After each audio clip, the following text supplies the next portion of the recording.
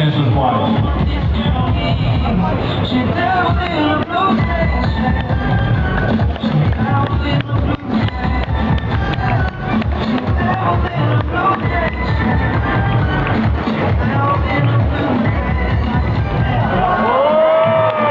Și lansarea de trailer din Aeronava C27 din Spartan.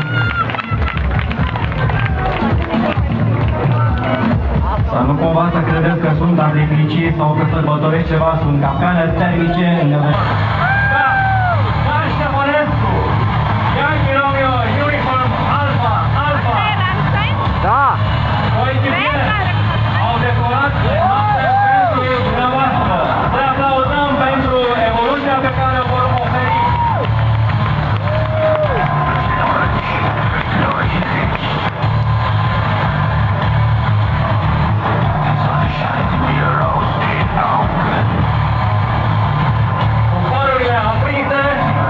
Direcția 2-5 ne salută, trec foarte jos. Oare unde este Iurghi? Nu este semnalizat nicăieri, nu vede nimeni, în acest moment evoluează.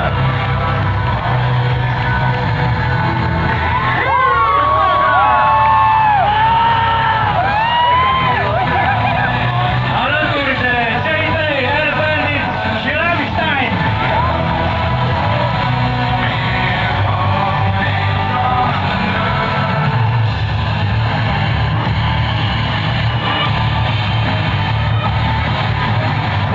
Că Iurgi preferă varianta de noapte, este varianta stealth, nu are nicio lumină.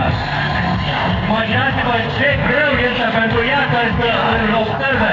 Acestea sunt momentele în care cei doi piloți sunt solicitați la maxim. Asta înseamnă profesionalism, asta înseamnă peste 65 de show-uri aeriene. Din partea stângă, Ianca Ianca-Baț, în prima vagonă. Și întâlnirea cu Iurgi. Asta avem în această seară, pe acest final de show violat. Și asigur că nu s-a terminat aici totul. Decât un final de spectacol sub această formă. Au lansat bombele! Aici marchează și el locul. Și vorbeam înainte de catul de război. Ei bine, sunt bombe cu napalm, ca în Vietnam. Nu! Este tot într-o siguranță de show, dar imaginați-vă ce presupuneau bombardamentele.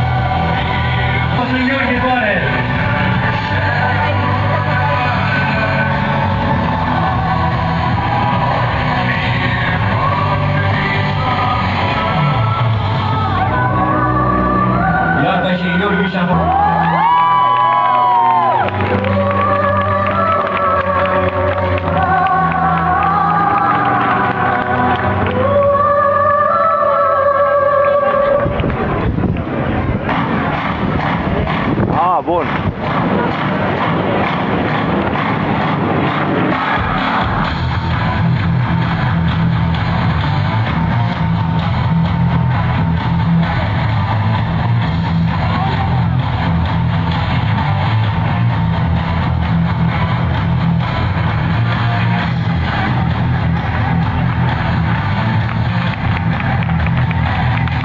Iată ce înseamnă profesionalismul lui Iurghi, ce repede, Storming, aplauze pentru Air Bandits.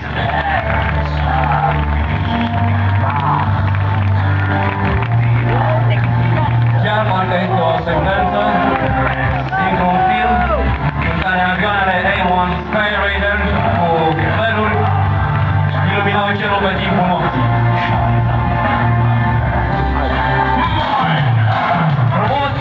Frumoasă simetrie și 3, 2, 1, frumoasă întâlnire!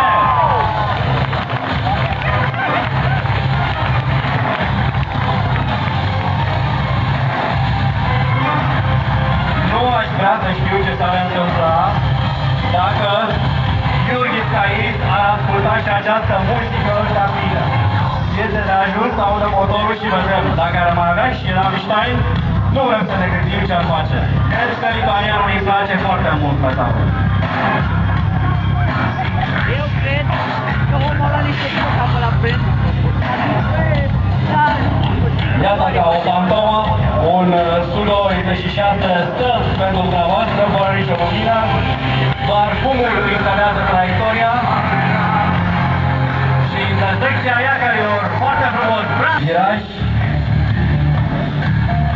Și noi trebuie să fim și dispetcheri pe aici, un anunț, iarăși din partea publicului, doamna Leontescu să vină la scenă, doamna Leontescu este rugată să vină la scenă și astfel am transformat și în dispetcher pentru aerogară. Îi așteptăm în acest timp și pe Iacări și pe Cairis.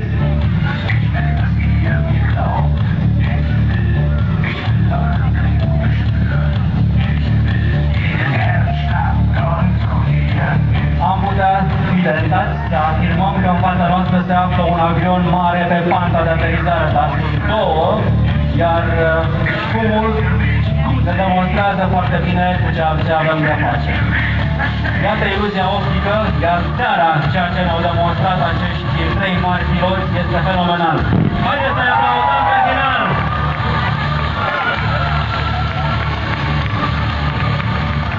Bravo! Minunate aceste show-uri de noapte, pentru prima dată le-au pus în practică în 2010. Iată că și din Lupi se continuă acest spectacol superb. Fără cuvinte, această performanță de excepție a Iacărilor, dar și a lui Gheorghe Scairis.